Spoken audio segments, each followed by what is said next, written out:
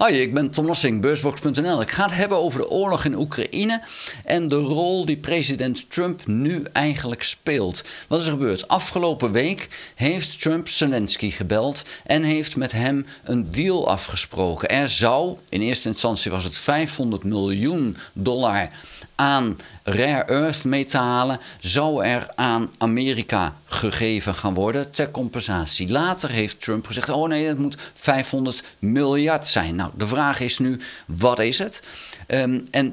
Vervolgens is dus een ambtenaar of een functionaris van Trump naar Zelensky gegaan en heeft hem een pak papieren gegeven, dit moet je even tekenen. En Zelensky heeft gezegd van nou, er wordt hier niks getekend zonder dat ik het gelezen heb. En dat was me goed ook, want dat pakket was niet wat er was afgesproken. Maar wat is er nog meer gebeurd? Terwijl die functionaris bij Zelensky was, is een andere functionaris naar Moskou gevlogen.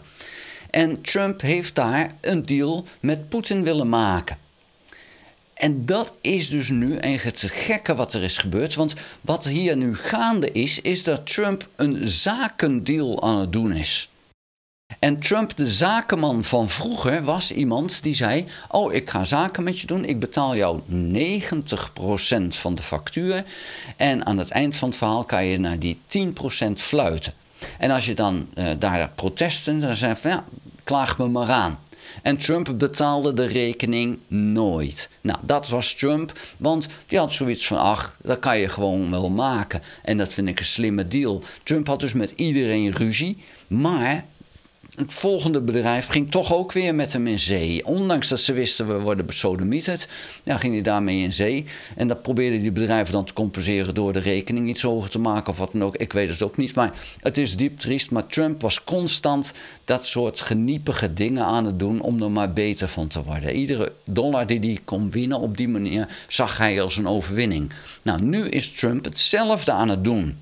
Als president is hij hier een business deal aan het doen. Hij doet de deal met Oekraïne. Die had moeten worden getekend. Dan gaat hij naar Moskou. En zegt hij, oh, we kunnen wel een vrede gaan doen. Daarmee in feite Zelensky een oor aan naaien. Want hij heeft net een deal gemaakt met Zelensky van voor veiligheid, voor wapens, krijg jij die rare earth metalen. En die komen dan naar Amerika. En nog niet, het is niet eens getekend. En hij gaat al naar Moskou om de zaakje te torpederen. Wat is hier aan de hand? Nou, het lijkt erop dat Trump Zelensky onder de grootst mogelijke druk wilde zetten.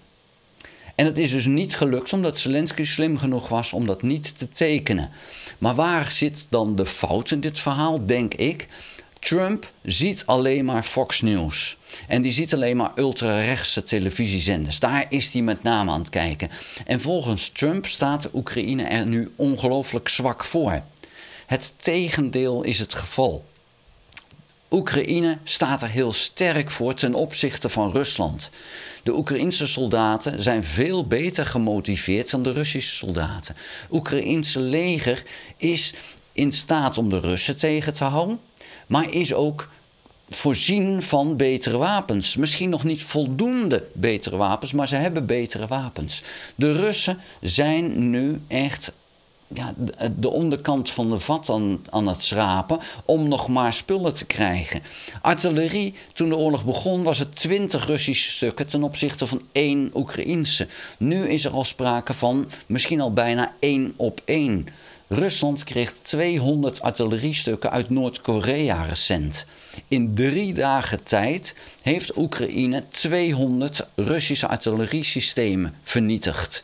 Dus die hele grote aanvoer vanuit Noord-Korea is in 3 dagen gepareerd. Aantal tanks wat kapot is gigantisch.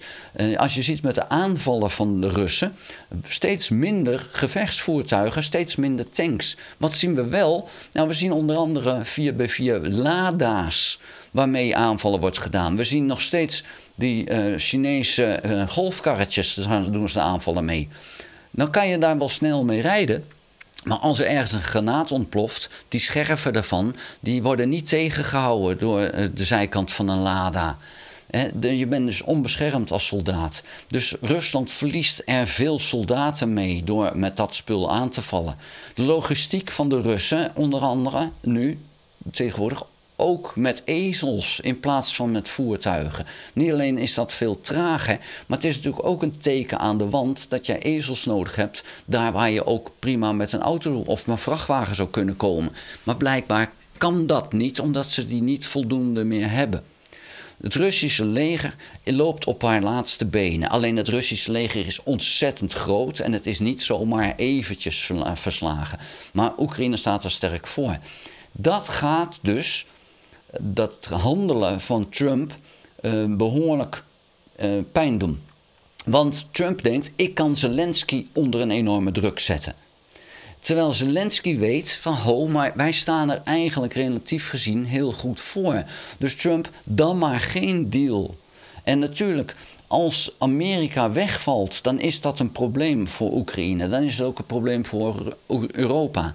Maar als Europa, Canada, Australië, Zuid-Korea, Japan, als die samen zeggen van oké, dan pakken wij die uitdaging op, dan zal het trager gaan dan als Amerika helpt. Maar Rusland kan verslagen worden via die oorlog in Oekraïne. Het kan. En Zelensky weet dat het kan. En dat maakt dus dat die deal van Trump, die zakendeal die hij wil maken, nu ook tegen kan werken. Want Trump maakt een deal en is eigenlijk heel de reputatie van de Verenigde Staten te grabbel aan het gooien voor dat dealtje wat hij wil maken. En ik denk dat het komt door de vorm van dementie die Trump heeft. En dan kunnen we erover discussiëren hoe dement de man is. Maar dit is wel een vorm van dementie. Trump grijpt terug naar wat hij in zijn jeugd deed. En dat was smerige deals maken. Een deal maken waarmee die ander een oor aannaait. Dat deed hij altijd. Iedere keer deed hij dat. En dat doet hij nu ook met Zelensky. Helemaal openlijk. Alleen, in de politiek is alles veel duidelijker en veel zichtbaarder dan als je een zakendealtje doet tussen twee mensen. En nu ziet heel de wereld wat Trump hier aan het doen is. En Zelensky ziet dat ook en weet wat het spelletje is wat er hier wordt gespeeld. En ik denk dat daarom maandag gaan de Europese landen in Parijs bij elkaar komen. Ik denk dat iedereen ziet wat hier gaat gebeuren. En je moet wel een enorme nitwit zijn op politiek gebied als je niet ziet wat hier is gebeurd en wat er aan het gebeuren is. En de strategie moet worden aangepast. Je moet niet meer Amerika zien als een bondgenotenland. Je moet Amerika zien als een bedrijfje met één CEO die gewoon een smerige deal wil doen en die niks meer met landen te maken heeft. En Amerika is die bondgenoot niet meer die we hadden. Dat is gewoon nu niet. Dat is over en uit zolang Trump daar zit. Amerika is gewoon een bedrijf wat daar zit, waarmee je een deal kan maken, waarbij je ongelooflijk moet uitkijken dat je geen oor aan genaaid wordt. Maar meer dan een zakelijke deal is het niet. Er zit geen vriendschap achter, er zit geen beleid achter. Het is gewoon een deal, we hebben een contract, dat is het contract, de rest bekijk het maar. Dat is Amerika nu en daar moet Europa zich op gaan aanpassen. Daar gaan ze maandag over praten. En het betekent dus dat zometeen waar Trump hoopt op een vrede die hij dan heeft gedaan, het kan zometeen zijn dat Rusland en Amerika bijeenkomen, een overeenkomst hebben en dat Zelensky zegt, daar hebben we dus helemaal niks mee van doen. Bekijk het maar. Bekijk het ook maar met je rare earth deal. Zie maar hoe je het allemaal doet. Wij hebben niks meer met Amerika. En dan is die deal helemaal weg. Dan kan Trump de Nobelprijs voor de Vrede kan die vergeten. En dan staat Amerika buitenspel. Dat is het risico wat Amerika nu loopt. En daar zal Rutte in moeten gaan masseren. Om dus die extreme uitkomst niet te krijgen, maar Amerika toch in beeld te houden door die worst van die deal bij Trump voor te houden. Want het is beter als Amerika deel van de NAVO, deel van de coalitie uit blijft maken. Dat is beter voor de oorlog, dan komt hij er beter uit. Maar als Trump zijn zin krijgt en een wapenstilstand met Poetin sluit, dan is dat het slechtst mogelijke scenario wat Oekraïne en Europa kan overkomen. Dat moet pertinent niet gebeuren. Wat een wapenstilstand geeft Rusland de ruimte om een paar jaar te herbewapenen en het dan opnieuw te proberen. En Europa is te laks om een enorme wapenopbouw te gaan doen.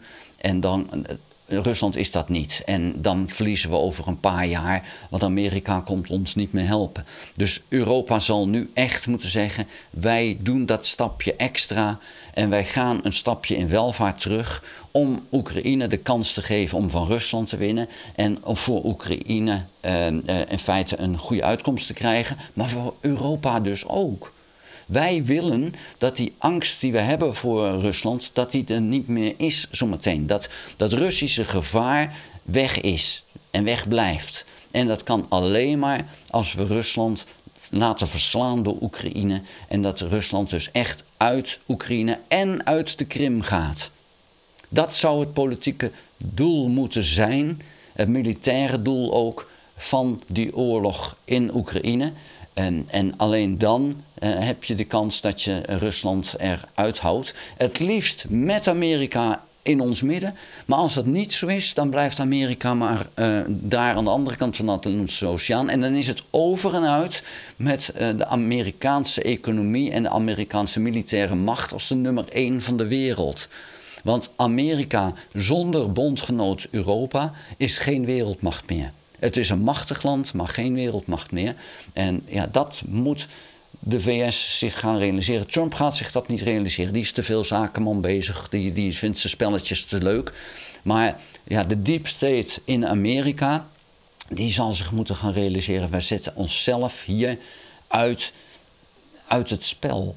En dan is het ook over en uit. En dan is het gevaar dat China die rol over gaat nemen. Maar het zou kunnen zijn dat zelfs een Europa de rol als wereldmacht weer op zich gaat nemen. Ik zie dat niet zo heel snel zitten, want Europa is natuurlijk erg verdeeld.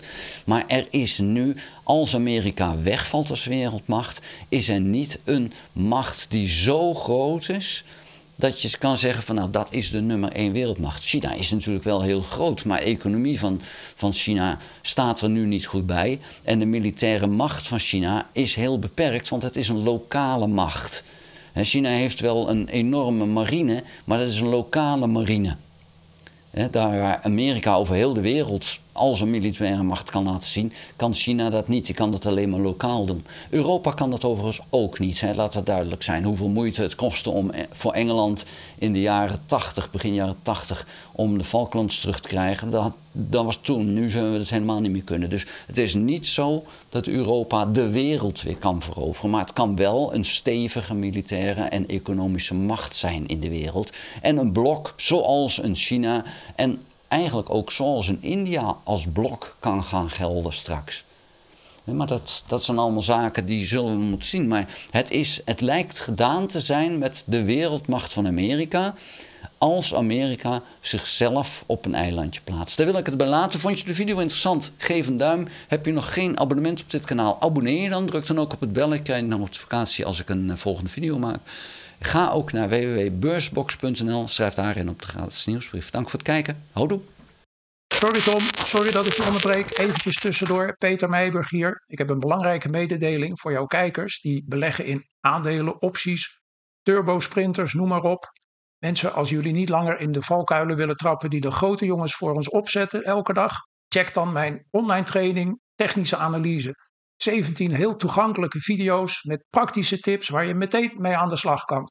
Dus wil je meer rendement uit de beurs halen? Klik op de link onder deze video. Dag!